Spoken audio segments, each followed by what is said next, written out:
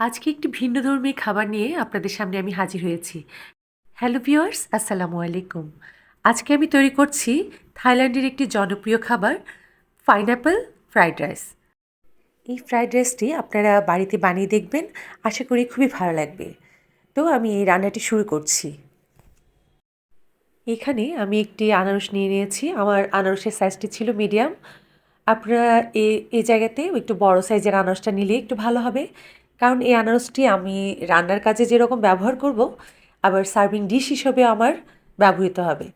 তো আমি প্রথমেই আনারসটিকে মাঝখানে একটু কেটে নিয়েছি, নিয়ে ছুরি দিয়ে আপনারা ভিডিওতে দেখতে পাচ্ছেন যেভাবে কেটে নিয়েছি, টুকরো টুকরো করে কেটে নিয়েছি। আর যেগুলো লিকুইড টাইপের রয়ে গিয়েছে সেগুলো আমি পরবর্তীতে জুস হিসেবে ব্যবহার করেছি। এবার টুকরো করা আনারসগুলোকে আমি 2 চা চামচ চিনি দিয়ে মেখে রেখেছি। মূল রান্না শুরু করার আগে আমাকে কিছু কাজ আগেই করে নিতে হবে। প্রথমে আমি একটি বাটিতে 2টি ডিম নিয়ে নিয়েছি, আর তাতে দিয়ে দিয়েছি হাফ টিস্পুন গোলমরিচ। অপর দিকে আরেকটি বাটিতে নিয়ে নিয়েছি 10-12টি চিংড়ি মাছ। এই চিংড়ি মাছগুলো আমি খোসা ছাড়িয়ে নিয়েছি।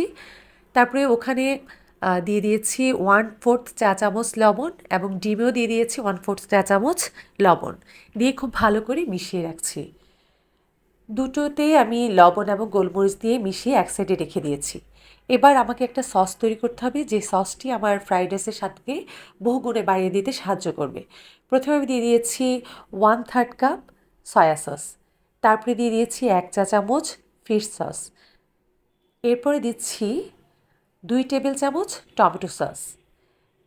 তারপরে যে ইনগ্রিডিয়েন্টসটা আমাদের খুব ইম্পর্ট্যান্ট থাইল্যান্ডের এই ফ্রাইড রাইসের জন্য, সেটা হচ্ছে কারি পাউডার। আমি এখানে 2 টেবিল চামচ কারি পাউডার ব্যবহার করেছি।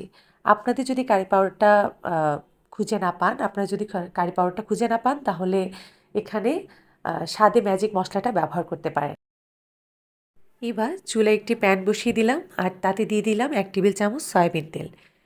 তারপরে আমি এতে দিয়ে দিলাম বাদাম এবং কিশমিশ।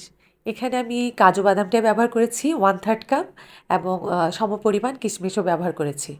তারপরে এগুলোকে একটু ভেজে আমি একটা বাটিতে তুলে নিয়েছি। তারপর সেই তেলে আবার দিয়ে দিয়েছি আমার আহ, আগে থেকেই ডিমের মিশ্রণটি, দিয়ে খুব ভালো করে স্ক্রাম্বল করে নিতে হবে। খুব ভালো করে একটু ভেজে নিয়ে আমি ডিমের ডিম ভাজিটাকেও আমি একটা বাটিতে তুলে রাখছি।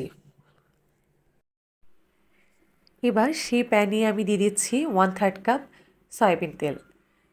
তেলটি গরম হলে আমি এতে দিয়ে দিচ্ছি 2 টেবিল চামচ রসুন কুচি আর 1 চা চামচ আদা কুচি। এগুলোকে আমি একটু হালকা ভেজে নিয়ে আমি এক সাইডে দিয়ে দিচ্ছি আমার ম্যারিনেট করা চিংড়ি মাছগুলো। আমি এক পাশে চিংড়ি মাছগুলো একটু হালকা করে ভেজে নেব, আর এক পাশে আমার রসুন এবং আদাটা কুচি একটু ভেজে তাতে আমি দিয়ে দিচ্ছি মটরশুঁটি। মটরশুঁটিগুলোকে একটু ভেজে নিয়ে আমি তারপরে এতে দিয়ে দিব গাজর কুচি। এখানে আপনারা বেল পেপার, ক্যাপসিকামও ব্যবহার করতে পারেন। আমার বাসায় যেটি ছিল আমি সেটি দিয়েই রেসিপিটা তৈরি করছি। তারপরে আমি চিংড়ি মাছগুলোকে একটু হালকা এপিট ওপিট করে ভেজে তুলে নিয়েছি। আসলে চিংড়ি মাছটা আমি যখন রসুন এবং আদা কুচির ভাজে দিয়েছি, আলাদা একটা ফ্লেভার তৈরি হবে। আপনারা ইচ্ছে করলে আগে দিয়েও ভেজে নিতে পারেন, আমি রসুন কুচির ভাজে ভেজে নিয়েছি। এরপর আমার একটি ক্লিপ মিস হয়ে গিয়েছে। আমি এই ফাঁকে পেঁয়াজ এবং পেঁয়াজ কুচি দিয়েছি 1/2 কাপ, আর 8-10টি কাঁচামরিচ কুচি করে দিয়েছি, দিয়ে খুব ভালো করে আমি ভেজে নিয়েছি। ভেজে নেওয়ার পর আমি এখন এতে দিয়ে দিচ্ছি, আমি আগে থেকে 1.5 কাপ পরিমাণ ভাত রান্না করে নিয়েছিলাম পলাও চাল দিয়ে, সে ভাত দিয়ে দিচ্ছি।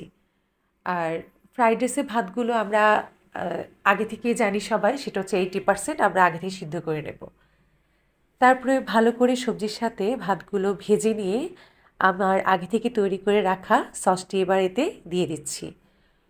সসটি দেওয়ার পর আমি খুব ভালো করে মিশিয়ে নেব। খুব ভালো করে আমি ভাতটাকে একটু ভেজে নেব। ভেজে নেওয়ার পর এবার আমার একে একে যে উপকরণগুলো আমরা ছিল সেগুলো দেব। প্রথমে আমি দিয়ে দিচ্ছি আমার চিনি দিয়ে মেশানো আনারসের টুকরোগুলো। আনারসের টুকরোগুলো দিয়ে একটু ভালো করে নেড়ে নেব।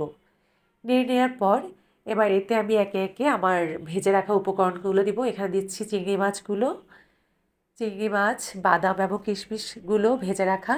তারপরে দিয়ে দিচ্ছি ভেজে রাখা ডিমটা। এরপর আমি দিয়ে দিচ্ছি স্প্রিং অনিয়ন। আমার এটা ফ্রিজে ছিল, আমি ওখান থেকে ব্যবহার করেছি। আপনারা তাজাটা পারলে তাজাটা ব্যবহার করবেন। দিয়ে খুব ভালো করে মিশিয়ে নিচ্ছি। খুব ভালো করে ভেজে নিলেই কিন্তু আমার হয়ে গেল মজাদার, অনেক মজার আসলে, খুবই মজার একটি fried rice, pineapple fried rice.